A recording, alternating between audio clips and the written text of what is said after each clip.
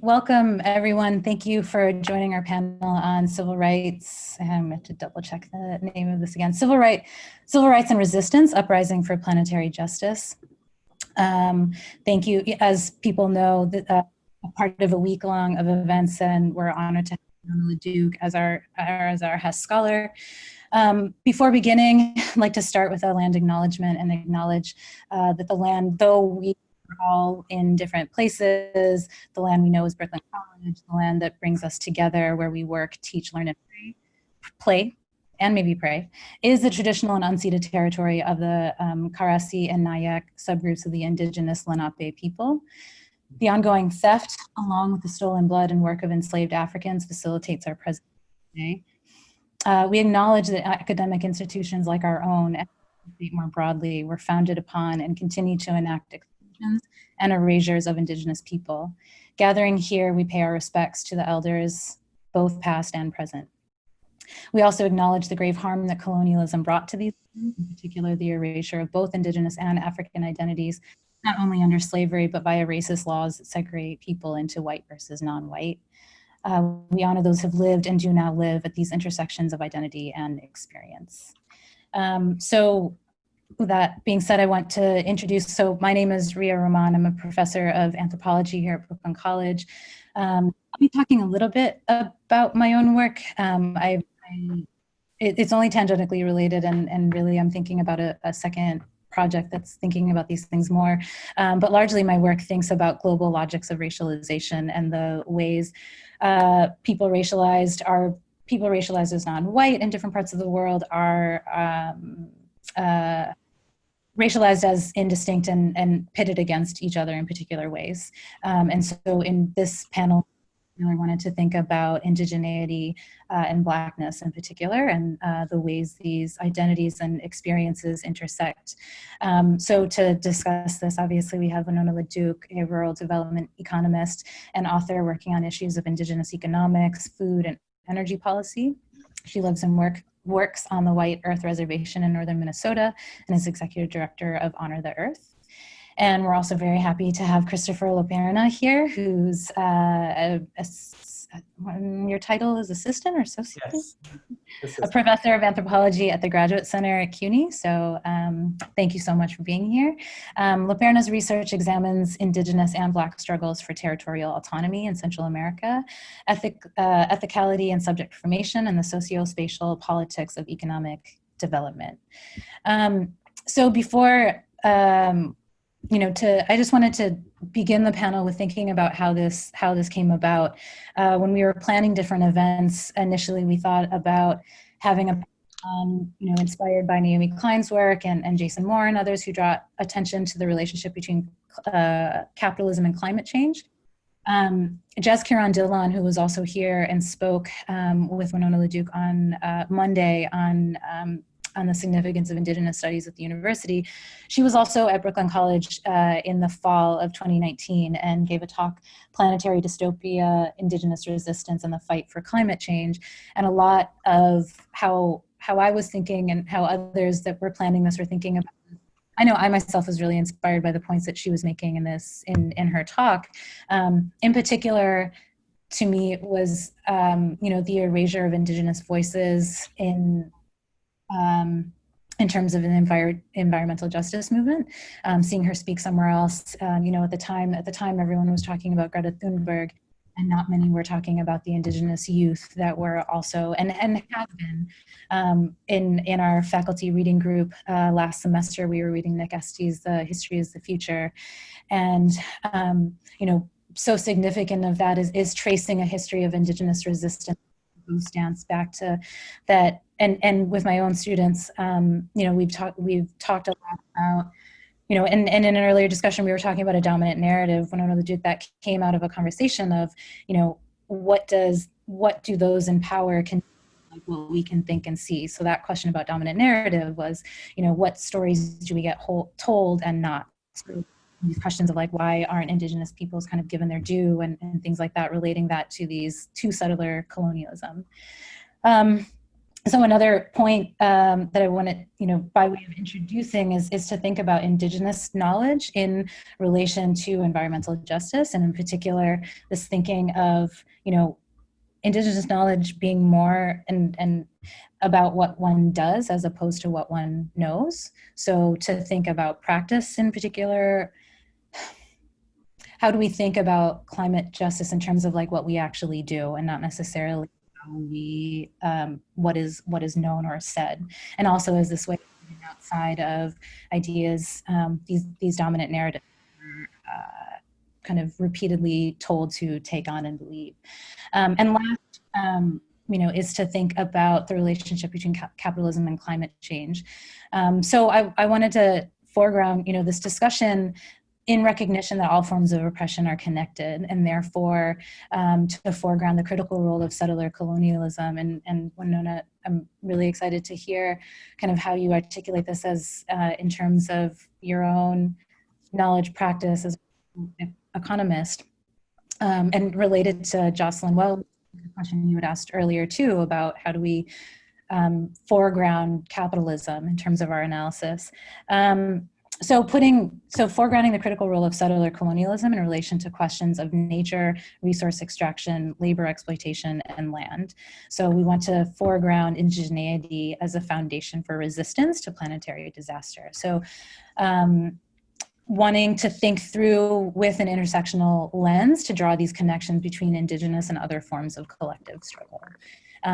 In my own case, I can just say a little bit. I've only begun my work, I think, about intersecting logics of, anti-Muslim racism, anti-Black racism, and the ways this comes up in South Africa in particular.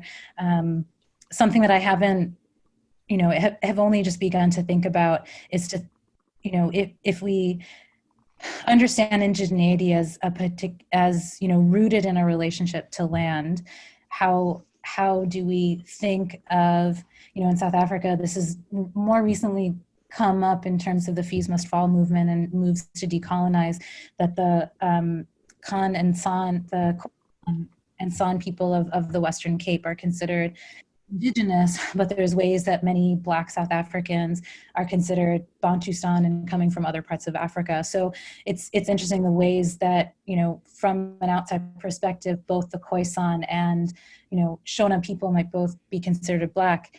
The ways that these distinctions articulate in distinct places can tell us a lot about how they operate as logics. So that's something that I've only just beginning to think about. But I just wanted to kind of introduce, and so maybe as like a question to kind of hold in the air as we're moving through, is to kind of in thinking about, in particular, the intersection with indigeneity and Blackness, like how might we, or does it make sense to think about Africans as Indigenous, and how do we think about Indigenous, like why wouldn't we necessarily, why don't we necessarily talk about Africans in terms of an Indigenous struggle, given the perhaps parallels between resource extraction and labor extraction. So that as by way of introduction, I'd like to now ask Christopher if you could introduce, the reason, you were the person that I thought of to contribute to this, like your own work thinks so critically through these intersections, and in places we also, part of the panel was to really think about Indigenous resistance on a global scale, and the ways that these logics articulate in distinct places. I think oftentimes there's a very, Eurocentric or like American-centric views of racialization that we then like think of other parts of the world as adopting the same kind of racial logics. And while these logics of supremacy and anti-Blackness are global, they have very distinct local articulation. So if I could invite you to introduce your work and how it articulates about intersectionality and Blackness and land. Great, thank you. Can everyone hear me? Mm-hmm. Yeah. So I want to start, thank you, Ria, for that wonderful introduction and those initial ideas to get us started. I also want to thank Professor Rosamund King and Professor Roman for inviting me, Brooklyn College, the Hess Center for this invitation, and Winona LaDuke So I heard you speak at an event probably about 10 years ago. So it's really lovely to be part of this conversation with you today. So some of the things that Ria made mention of are really central to my work. So I do my research in Central America on the Caribbean coast of Honduras, and I work with Garifuna. So Garifuna are a people of African, Carib, and Arawak ancestry. And so this whole kind of understanding of indigeneity and Blackness as kind of mutually exclusive racial categories doesn't even work in the context of my field research. In fact, the starting point is understanding the co-articulation of Blackness and indigeneity. And that articulation is both politically and theoretically salient for the movements that I've been accompanying since about 2005. So currently in Honduras on the Caribbean coast, some of the kind of major issues that Garifuna are confronting are precisely around the kind of overexploitation of crucial natural resources that are located within their territories, the expropriation of their collectively owned lands, and also specific rubrics of the national economy, such as mining, agribusiness, and tourism. And so if we're really interested in understanding kind of how these kind of modes of capitalist production and consumption are being theorized from the perspective of Garifuna, we have to center first that co-articulation of Blackness and indigeneity, and then also take very seriously the critiques that Garifuna are formulating, and Garifuna are formulating these critiques in collaboration with other indigenous peoples throughout Honduras.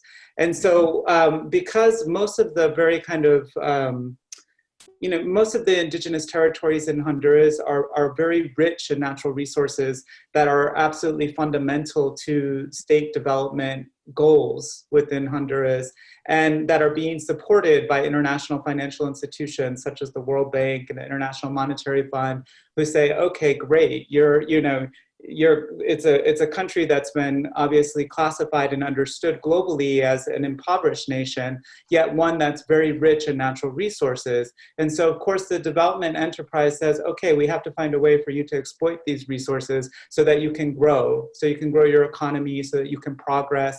And this becomes an ideology that is very, very detrimental to the livelihoods and even the possibility of being able to subsist and to continue into the future for indigenous and Black peoples within the context of Honduras.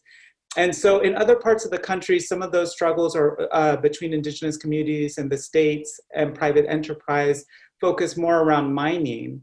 But in the context of the Caribbean coast, where I do my research, most of those struggles are focused, although mining is present, the struggles that I've been looking at are more focused on tourism and agribusiness. So one thing that has been important for me is to understand from the perspective of the people that I'm working in collaboration with, how they understand or experience tourism as an extractivist enterprise, right? And so this articulation of tourism as kind of a fundamental component of extractive capitalism is one that's emerging from the context of the communities in which I work, in which there are these kind of analogous sociospatial practices at play that allow us to understand different extractive enterprises within one kind of overarching extractive development agenda.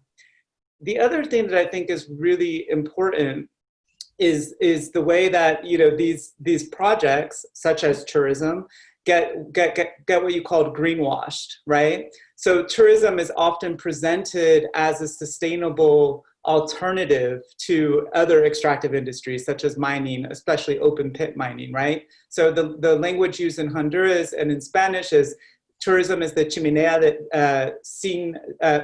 industria sin chimenea, which is industry without smokestacks, right? So again, you see how this is presented as kind of a green alternative to more environmentally damaging economic development practices, yet the on-the-ground lived experience of it is not that distinct, right? So if you look at the very large ecotourism development that has been created in the area of Tel Aviv, where I work, it's a project called the Indura Beach and Golf Resort. It has been established as an eco-resort, yet it was founded on lands that Garifuna claim as their ancestral territory and in the buffer zone of a very large national park, on lands that are internationally important because of their ecological value, wetlands. And so these lands were infilled to create an 18-hole golf course, to create an eco-resort, a pool, a spa, a marina, etc. So all of that was constructed on protected lands, on lands that were claimed by Garifuna as their ancestral territory, and then presented as an eco-resort or a green sustainable model of development. And so these are just some of the kind of very salient contradictions that I see emerging in the context of my own work, in which Garifuna activists in collaboration and in solidarity with other indigenous activists throughout Honduras are bringing attention to, or bringing our attention to, so that we can understand and have a more kind of nuanced perspective on what extractive capitalism looks and feels like.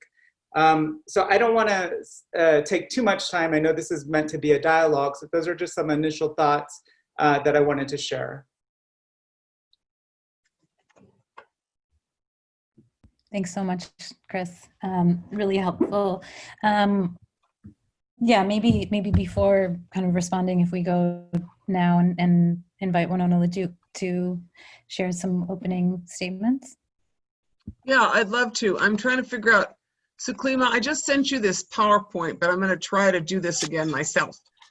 The host has disabled participant screen sharing. That's so not fair. Okay. Oh no. I sent it to you. There's just a few slides. So listen, thank you so much for the opportunity to be in conversation with you all here about, you know, these issues. And what I wanted to talk about is, well, first, and I can, are we set up to share now? Yes. I think, yep. Okay, give me a moment here.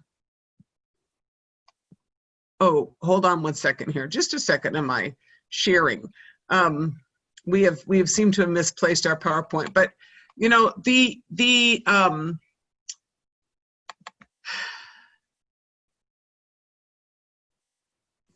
here we go.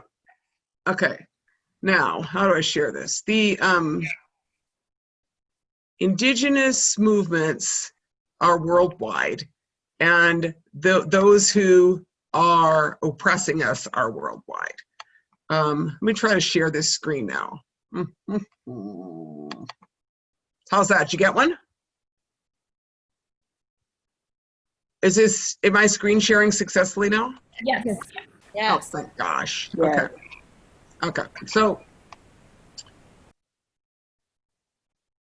I don't think that this is exactly, excuse me a second here. I think I've got a little bit of a miss.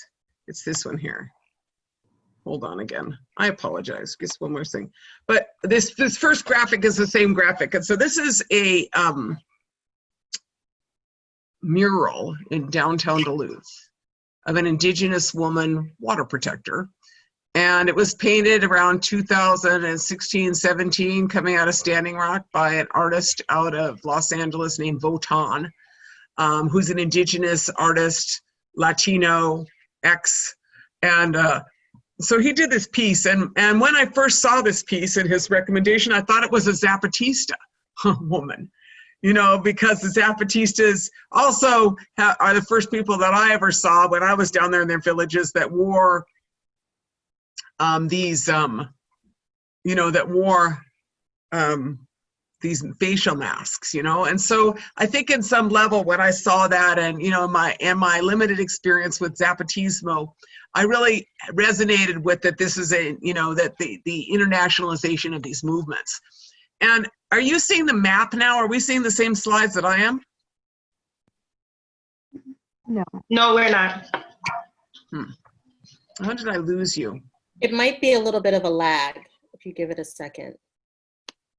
Okay. You know, I apologize. The technology is so kind of new to me. I think you have to share a different screen. Okay, share a different screen.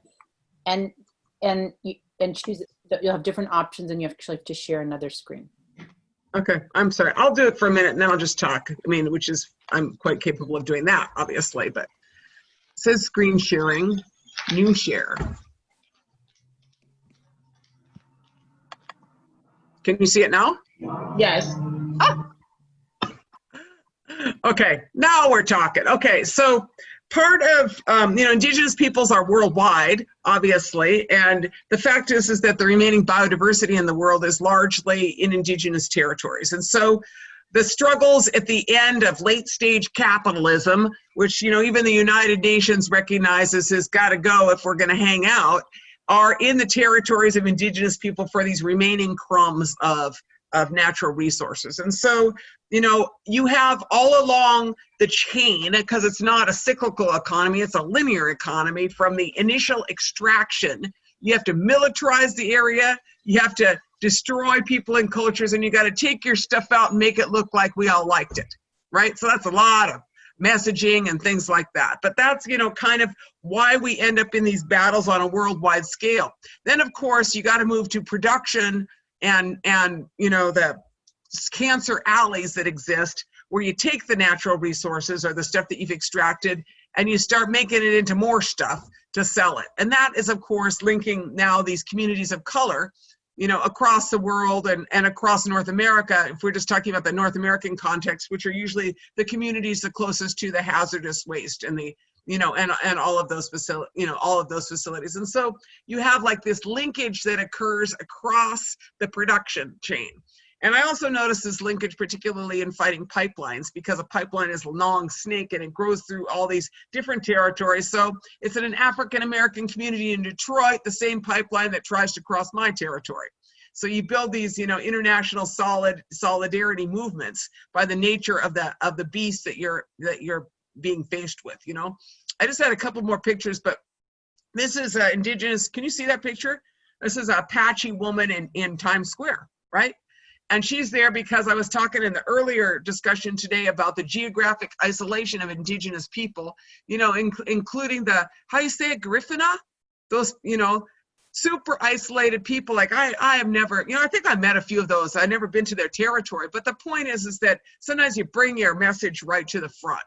You bring your message to downtown Wall Street, or you bring your message to Times Square. This is an Apache woman, and this Apache woman is part of the battle against Resolute Mining and Copper Company, trying to mine their territory, their sacred site, for the remaining specks of copper that are out there. And just to, you know, kind of correspond to Christopher's you know, writing. Here's you know, I'm like a North American anti-imperialist person. I spent a lot of time in Canada because I got family up there, but because Canada is as messed up as the United States, and 75% of the world's mining corporations are Canadian. There's actually a Canadian brand, this report called the Canadian Brand, which documents the brutality of Canadian mining corporations in Indigenous communities worldwide. You know, for the benefit of the Canadian economy. And so, you know, I just want to point that out because a lot of people are quick to criticize the United States, and I'm quick to add Canada, you know, because these are, you know, Indigenous struggles that are on a worldwide scale, and it just depends on the specific location. Now, just to kind of show how the brutalization works locally, we discussed earlier, I don't know why this click to add title, the Dakota Access Pipeline Battle. What's important is that the original route, you can see the original route was here. I don't know if you can see my cursor, but the dotted line was the original route, right? And so the original route was north of the city of Bismarck, which is of course 95% white. And the route that they approved was right through Lakota territory and here. And it was really interesting. I have this other map, which I wish I could have found right now, which was kind of the demarcation of protest zones during the pipeline battle. And they had this First Amendment rights section of this same map that said that we could protest in this First Amendment rights section. That was the first time I ever saw that used, that there was like a geographic, and maybe they've used that in these riots in the cities, is you have the First Amendment designated rights area. you know, where you're good with your First Amendment rights. But after that, you could just, you know, forget about that. But it's interesting to me to watch the escalation of militarization. You know, after we kind of de-escalated it after Kent State, it's re-escalating now, you know, quite obviously, you know, across this country. And then also the techniques that they use and share. And, you know, I really enjoyed the idea where I could have my First Amendment rights only in certain locations, right? And this is kind of the militarization that we are seeing now, front lines. And this is, of course, from Standing Rock. But, you know, this is $38 million of militarization that, you know, comes on people. And so you see kind of this repression, which is, you know, when you see this is kind of third world stuff. You know, this is what third world repression looks like. This isn't first world stuff, but this is like North America, including the use of these, you know, heavy pieces of equipment in our territory, the MRAP and the LRAD, both military equipment, which should not be used on civilian populations, but were used in Standing Rock and have been used increasingly in civil, you know, in opposition to people, you know. And then here is kind of a picture from the North Country here. This is last year in northern Minnesota, and it looks exactly the same now. We could call that out any day and have exactly the same number or more show up. But, you know, kind of this is what environmental justice struggles look like on the front lines right now. They are all colors, they are all shapes, but a lot of them are in these indigenous territories worldwide because, you know, we're the people who still got the water. We're the people who live where the wild things are. We're the people who have these territories that, you know, are under assault by these corporations. And so, you know, what you're seeing with the enactment of these anti-rioting bills, you know, Minnesota heavily targeted, heavily lobbied, and they lost. They're going to lose again, you know, because you know, we have organized drastically to, and also Minnesota's a state, you know, which has a long history of progressive social movements. And so I think that, you know, they have tried and they have not succeeded and they will not win, you know. But nationally, I believe 17 states have passed this anti-rioting bills, which militarize, you know, and criminalize any of us who want to exercise any kind of civil or political rights. And then just kind of the larger discussion I wanted to enter now is this question of, we're talking about civil rights, and then we're talking about human rights, but increasingly on an indigenous and worldwide scale, we're talking about the rights of nature, the rights of nature, the rights of a river to exist, recently acknowledged by the Yurok tribe in Northern California, the rights of the Himalayan glaciers to exist, or the Ganges to exist, or rivers in Aotearoa or New Zealand to exist, or this, you know, an indigenous leader 10 years ago passing the rights of nature in Bolivia. You know, the first indigenous, not that, I don't know, because Hugo Chavez also an indigenous leader, a Wayu man from Venezuela, but, you know, concurrent indigenous leadership has provided some, in this case, you know, really, you know, a leap of judicial and regulatory authority by states to recognize and support the rights of nature. That's kind of indigenous thinking. And so I just want to bring that out there because I think that we talk about civil rights and we talk about human rights, but we also need to talk about the rights of the natural world. And that is the evolution that we need to make as civil society and as this country, because if the rights of corporations have been proven to consistently be supersede the rights of humans, right? Corporations considered natural persons under the law in the United States, and as such having the same rights as persons. And what's been clear from Standing Rock and before is that corporations have more rights than humans. And what that you know, I'm not going to say that's an aberration into the colonial legal policy. It's a continuation of a legal policy that needs to be changed, because corporations should not have the same rights as people. Corporations are not people. If a corporation was a person, you know, corporations are corporations. They don't have a person has a soul. A corporation does not have a soul. So it would not have the same rights as a person. And more than that, you know, my thinking is that if a corporation was a person, they'd suffer from a multiple personality disorder already, and, you know, would not be fit to be represented. Because of their long and complex confusion. So having said that, kind of the closer, my quick comments here are, these struggles are international struggles. They're struggles for people to protect their way of life, their future, their water, their integrity. All colors of people are indigenous. All colors of people are indigenous. They are land-based peoples.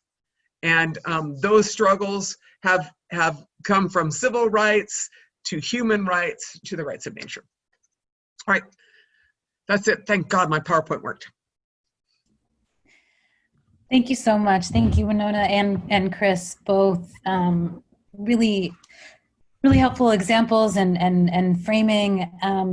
I know that we have, we want to center questions from students, and I think people are keeping track of those in the chat. But if I could maybe start one, I had a question maybe to start us off in terms of, thinking of planetary disaster, climate change, whatever word we want to use for the imminent destruction of our planet, or habitability of humans, but also when you bring up this point of the rights of nature. I wanted to ask this question about civil rights, and in relation to thinking about centering Indigenous resistance in terms of for an environment, for the environmental justice movement.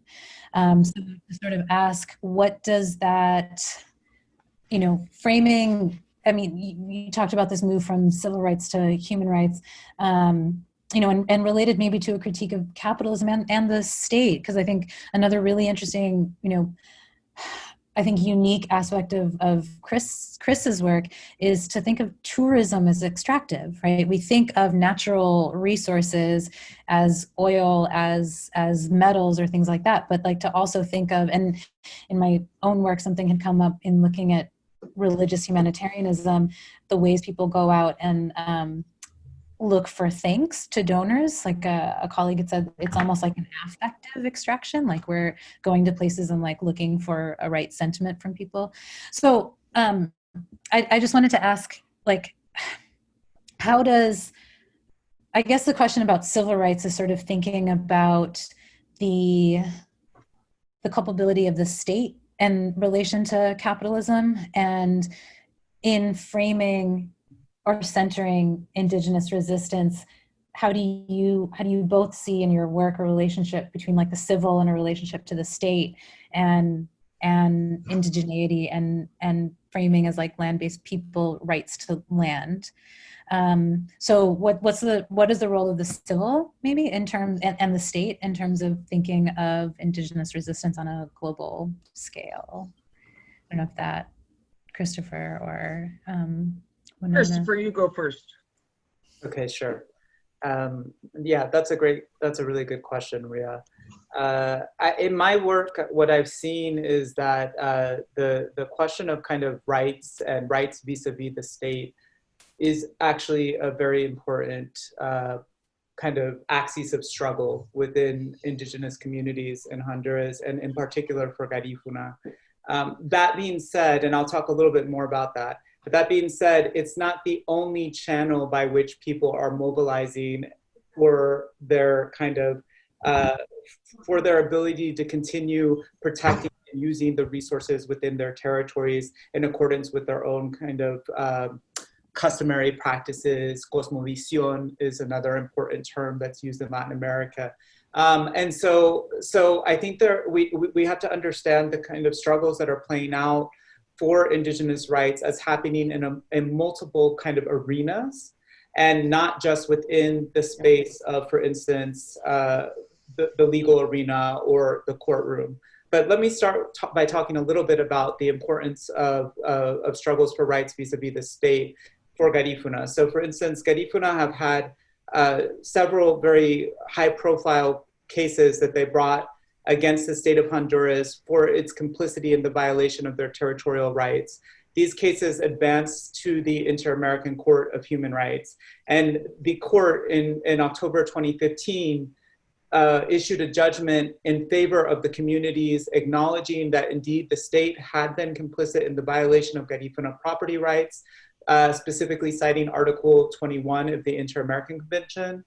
And that was without a doubt a huge victory for these communities, specifically the communities of Punta Piedra and Triunfo de la Cruz, two communities in which I've worked. And in fact, I served as an expert for the Inter-American Court case involving Punta Piedra. And so I understand that kind of, that line of activism vis-a-vis the court, vis-a-vis struggles for rights to be a really important one. And yet there are some really significant limitations as well. And we can see that again in the case of Triunfo de la Cruz and Punta Piedra, because now here we are several years after the judgment, and the Honduran state has yet to respond to the judgment, has yet to comply with the reparations called for by the Inter-American Court. And in fact, in July of this year, just to speak to something that Winona brought up in her presentation, this kind of nexus between militarization and extractivism, the violence, the uptick in kind of violence, securitization, and military violence against indigenous communities in the last 5-10 years in Honduras has been very significant. And in July of this year, in Triunfo de la Cruz, the community that was acknowledged as by the Inter-American Court as having a legitimate claim against the state for the state's complicity in the violation of their territorial rights. In that community, in July of this year, several Garifuna activists were kidnapped, violently kidnapped, and disappeared from the community. And they're still missing. So you see a situation in which the court victory has not necessarily led to a significant kind of change in practice on the part of the Honduran state and and transnational capital, right? Because that's what we're speaking about, really, right? In terms of the respecting the rights of these communities. And also there has been this uptick in violence and the targeted disappearances and assassinations of key indigenous activists, including these 4 individuals from Triunfo de la Cruz, including Berta Cáceres, who was a Goldman Environmental Prize recipient and was murdered in 2016. So you see very, very significant acts of violence against indigenous communities and against indigenous movement activists, and an uptick and I'm saying that this corresponds as well with an uptick in extractivist economic practices within those territories. So because of that, the movements are taking action outside of the space of the court, outside of the kind of channel of indigenous rights as well. They're on the streets. Some of the images that Winona just shared with us with regard to the Dakota Access Pipeline, those sort of movements, those kind of direct actions on the land at the forefront, confronting the kind of military apparatus of the state, those continue to be really significant components of the social movements that I've been working alongside of in Honduras. And so that's just a few things that I wanted to share, and I'll pass it off now. Yeah, a couple of thoughts. So as a young woman entering the American Indian movement in 1977, I had a lot of privileges, and one of the privileges was I spent a lot of time with some of these great chiefs, these leaders. So Frank Foolscrow of the Oglalas. I remember one time he said, he referred to the United States courts as the court of the thief. As the court of the thief. He said basically they stole all our stuff and now we're asking them to give it back. Well, they're the thief. So you're only going to get so much justice from the thief, the court of the thief. And so, I think that indigenous people have tried these court systems, but inherently structured in settler states is the fact that their legitimacy exists on delegitimizing and denying the rights of indigenous people. And so that's the reality of those situations. And then, more than that, equal with that, indigenous people have treaties with the United States and or with Canada, and treaties are between nations. And so the idea of adjudicating a treaty by one of the participants of the treaty doesn't really make a lot of sense in kind of an international precedent. And so You know, I think Indigenous people have tried, you know, civil rights, the Indian Civil Rights Act, the Indian Voting Act, you know, all of those things similar to other communities of color in this country to secure our civil rights vis-a-vis the United States. But our, you know, treaty rights are only through recognition between nations and the states implementing those. And, you know, the right to protect our natural resources. I mean, it took us 30 years to get the UN to pass the UN Declaration on the Rights of Indigenous People. And, you know, most people here know that 4 countries abstained. You know, the United States, Canada, Australia, New Zealand, the 4, you know, super cool countries or whatever, like not so cool, I guess, you know. So, you know, when that was finally passed in 2007, I mean, the United States finally started signing on to the Obama administration. My point is that, you know, nations are not evolved enough at this point to uphold what is right.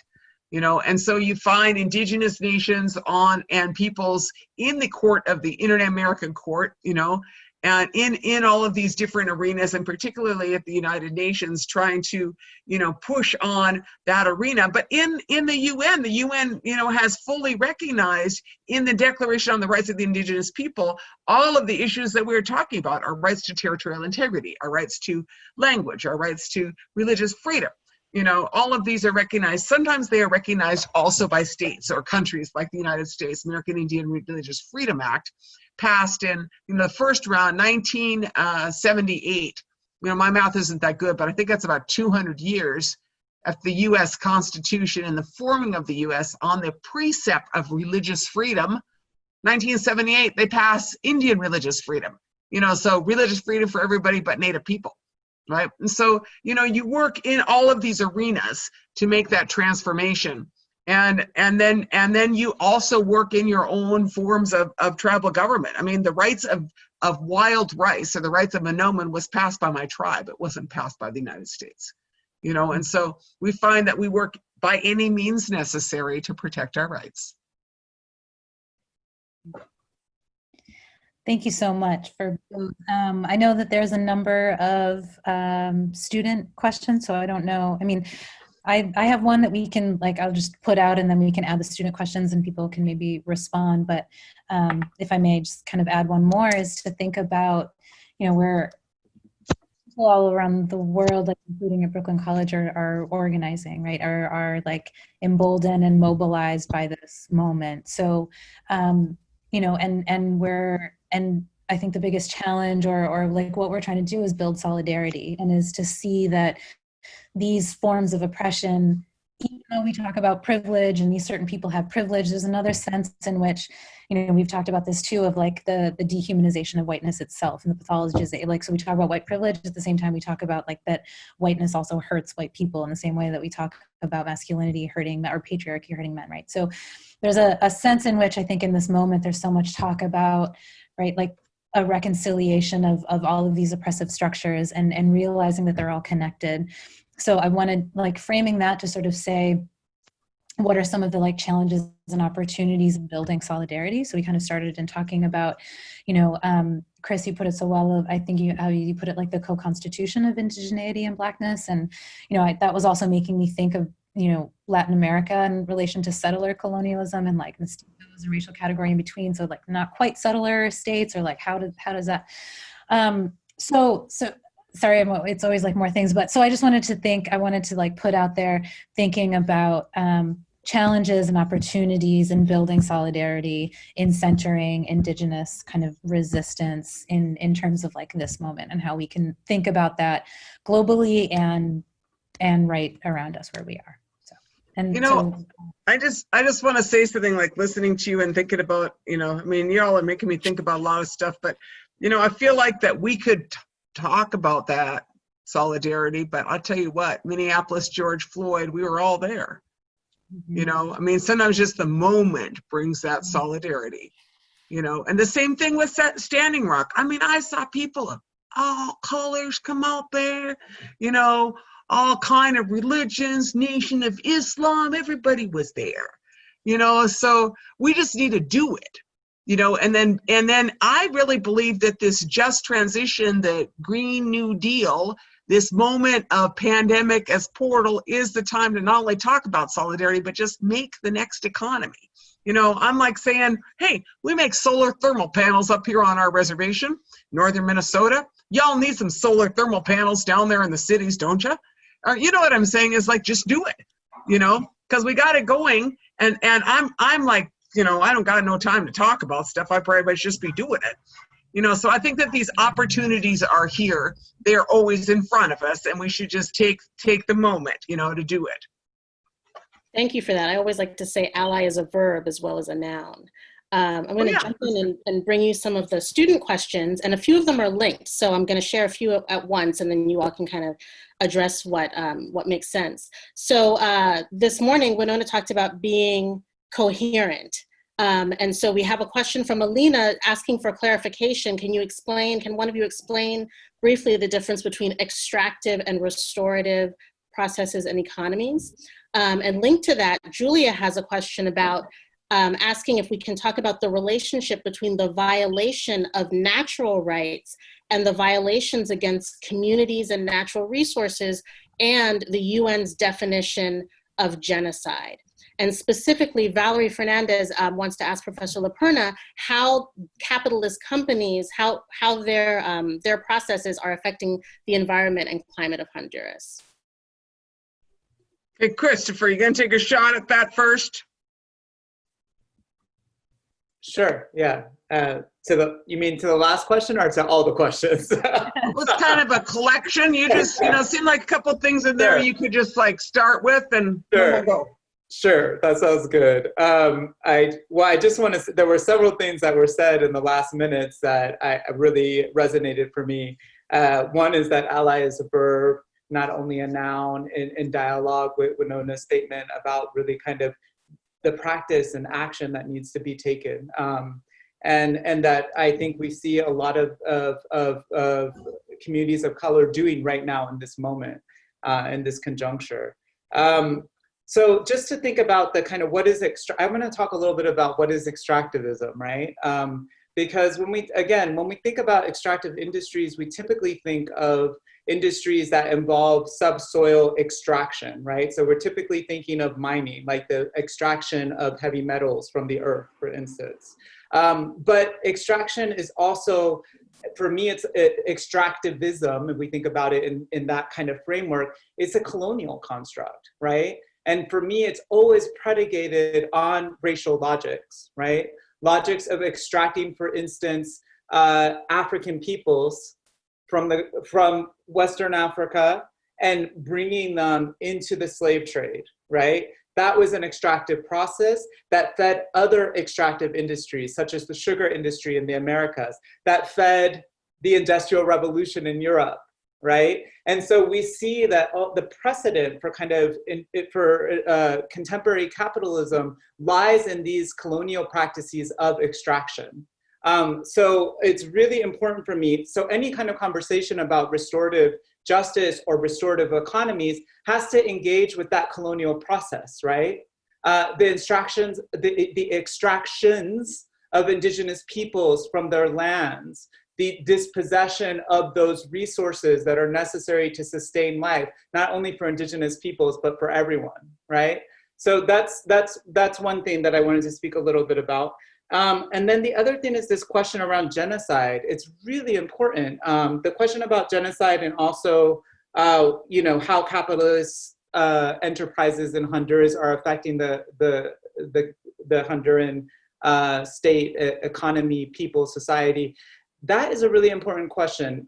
In the indigenous movements within Honduras, they refer to the extractivist economic model as the sistema de la muerte, which is the system of death. It's a genocidal system, right? Because it's totally fundamentally unsustainable, right? It's predicated on the killing of the earth and also eventually on the killing of human life, right?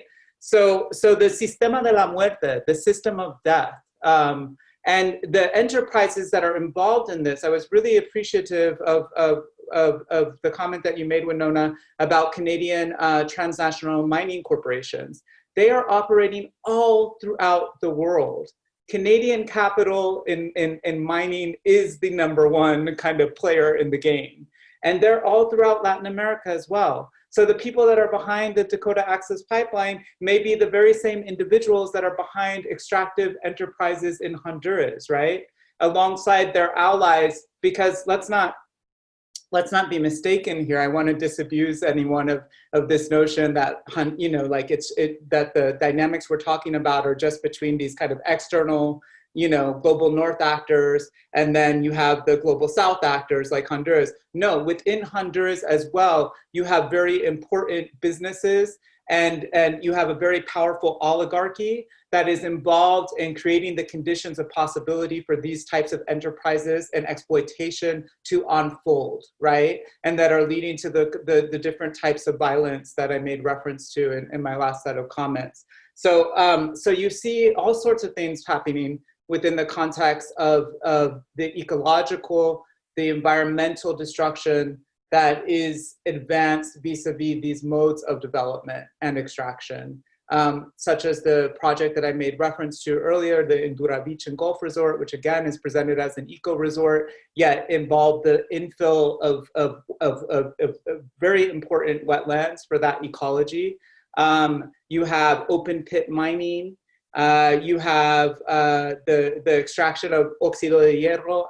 I think it's, someone help me out, iron oxide is the English translation. So all of this, I mean, all of this has very significant impacts on the environment and on the peoples that rely on those resources for their subsistence, for their well-being, for their survival, for their lives, right? So I'll just share those bits.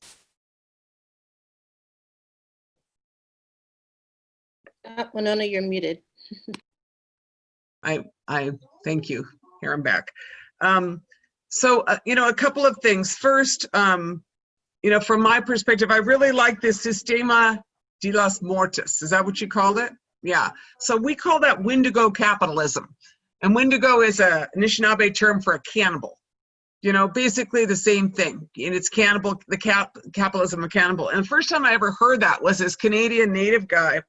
And we were sitting around talking about logging, clear-cut logging in British Columbia in the 90s.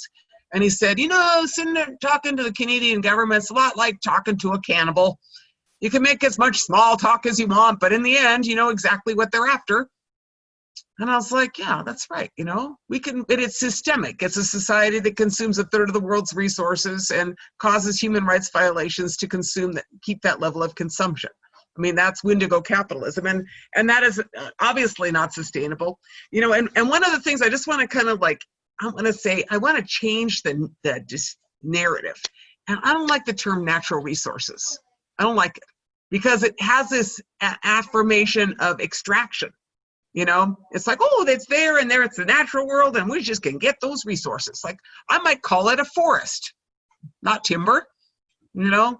I might call it, you know, my world, not, you know. So I think it's really important that scholars really challenge that whole, you know, because that's a commodification of the sacred that's happened, where, you know, once it was corn or plants and they're animate, and then you get into agricultural resources and those are inanimate. The resources take something and making it, you know, more value, you know, for its extraction. So I want to just kind of like put that out there, but that, you know, worldwide scale certainly, you know, impacts, you know, across the globe. And the intersection between that, you know, genocide, I mean, the Convention on Genocide, forcible removal, killing members of the groups, causing situations, you know, conditions calculated to cause their death, all that stuff, multinational mining corporations, you bet, got every piece of that one, you know, as do oil companies. I mean, we're pretty familiar with all of that. And, you know, I mean, there's a pretty long list of Native people who disappeared in North America too in the heat of some of these battles, and non-Native people.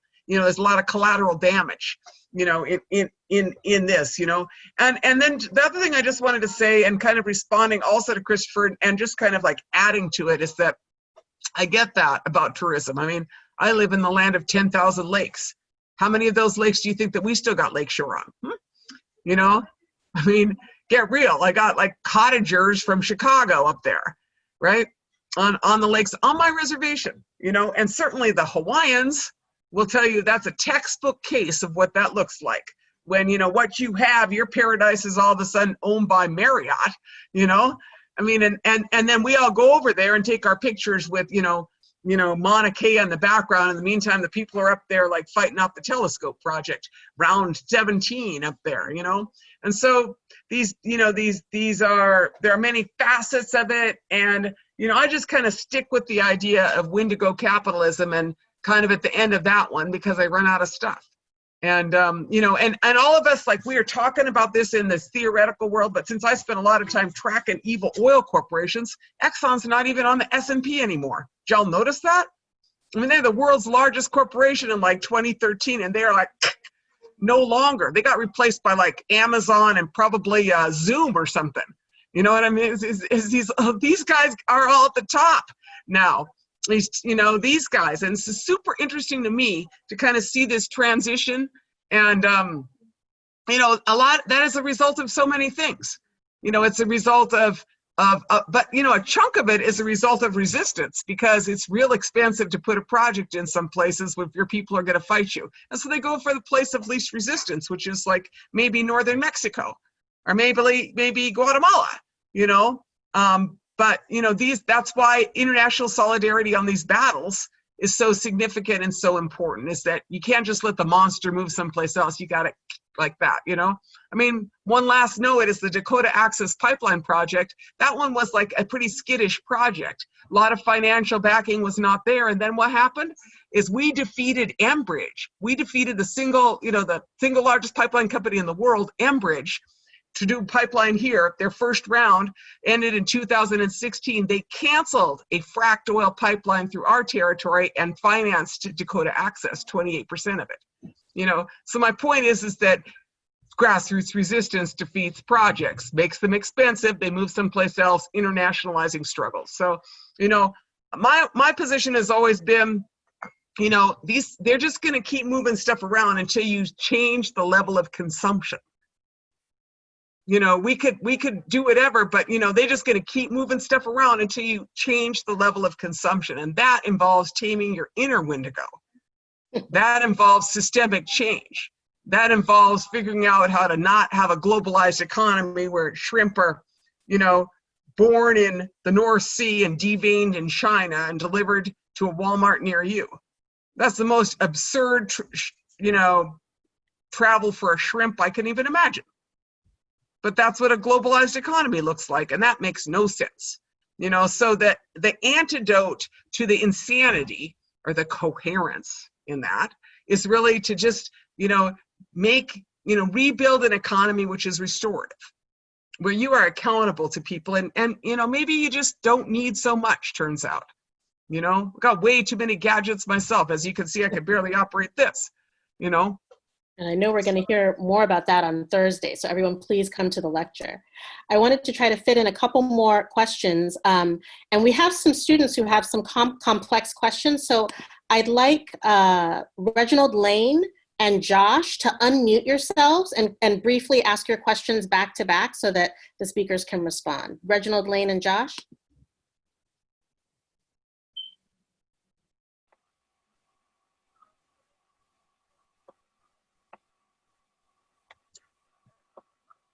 Yeah, Reginald here. Go ahead.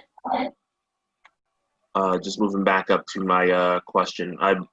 I asked about tracing back involvement in these larger countries' involvement in environmental disruption, such as how you followed Canada's mass involvement in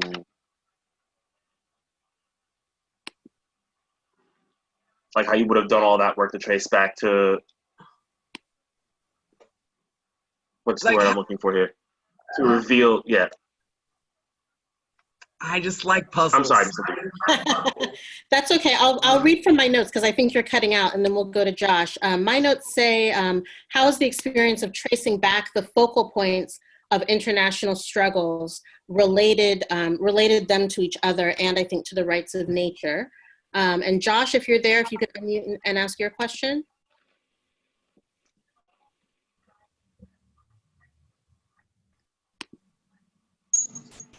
Can you hear me? Yes. Okay.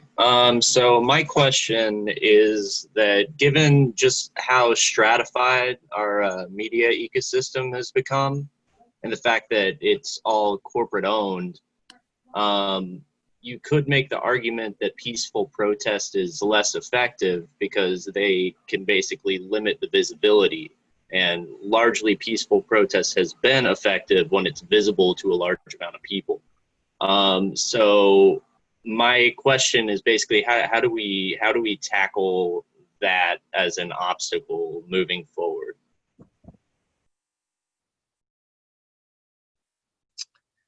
I'm gonna go to Josh's first and then try to get back. Well, let me just say, so first of all, I've spent a life chasing corporations or tracking them. I think it's interesting. I want to know who's calling the shots when they come into your community. I started my work as a young woman. Obviously, I'm older now, but I remember these multinational mining companies were coming in and saying it was going to be all good at the Navajo reservation. We'll do this project and it'll be sweet, you know? So my first job when I was in college was researching this corporation called American Metals Climax. It was a mining company that wanted to go into North Cheyenne. And I tracked them to Namibia, where they had just had all these workers' rights violations and repressed a bunch of people. And I was like, well, I don't think that sounds so good.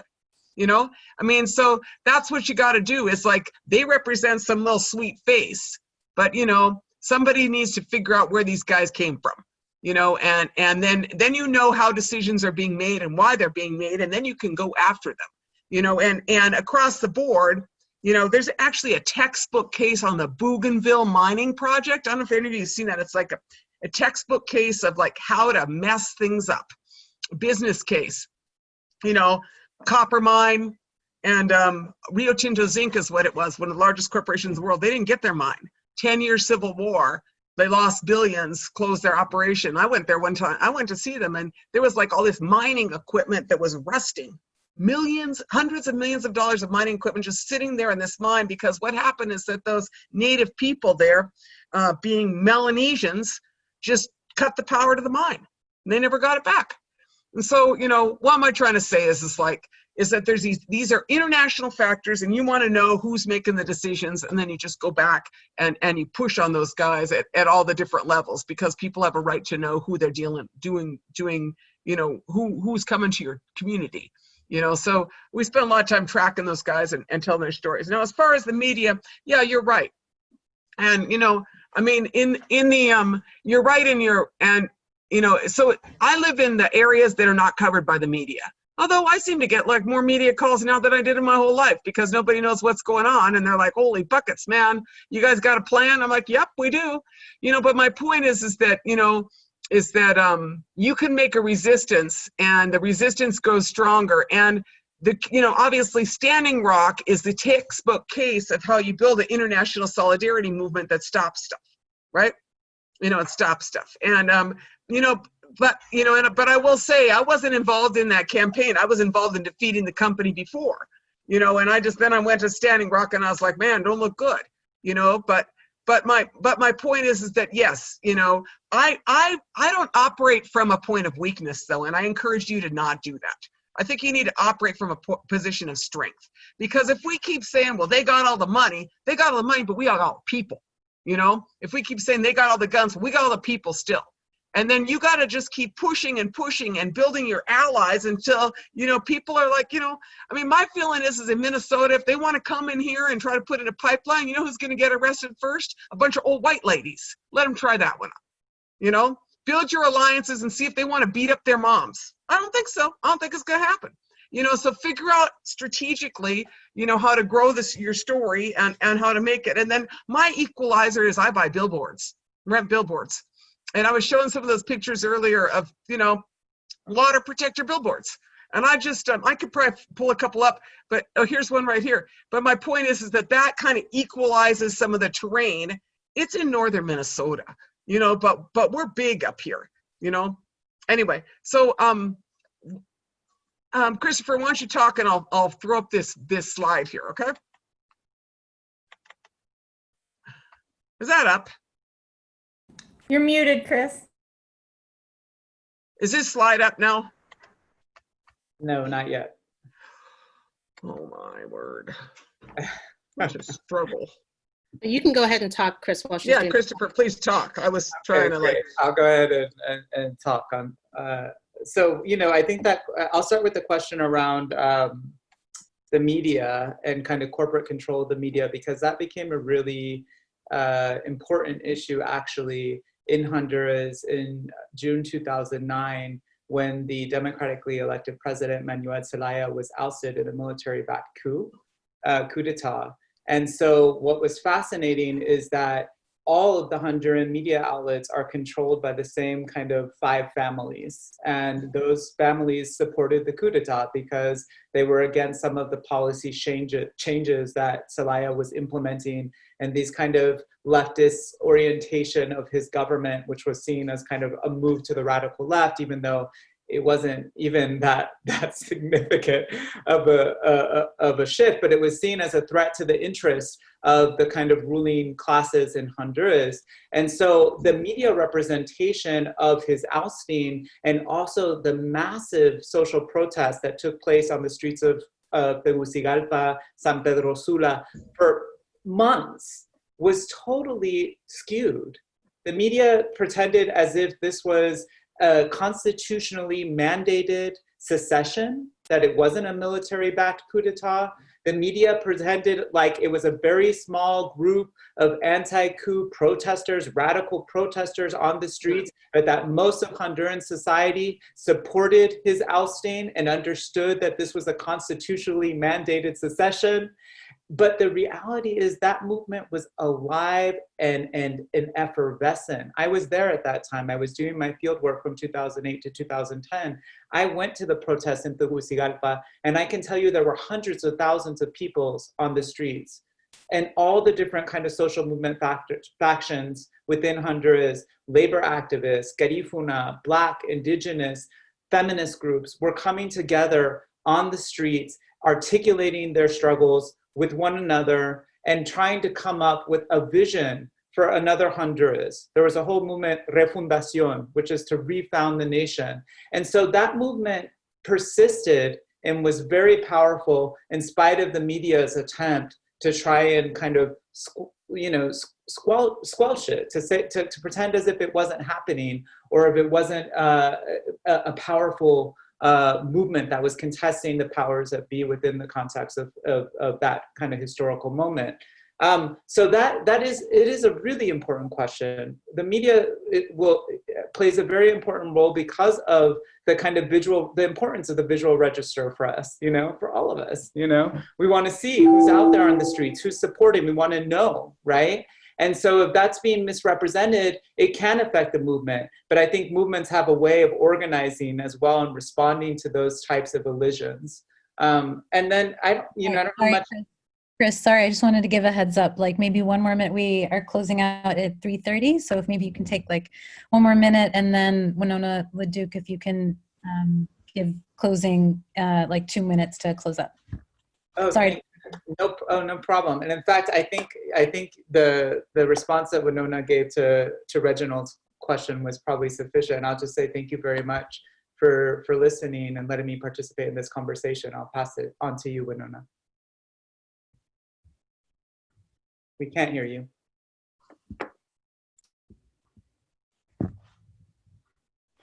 There I am. Really honored to be here today, and just really, reminding me and reaffirming and making me smile. The resistance is strong in many places. And I was just, when you were talking, I was looking for those photos from the Chilean resistance battles, from this spring.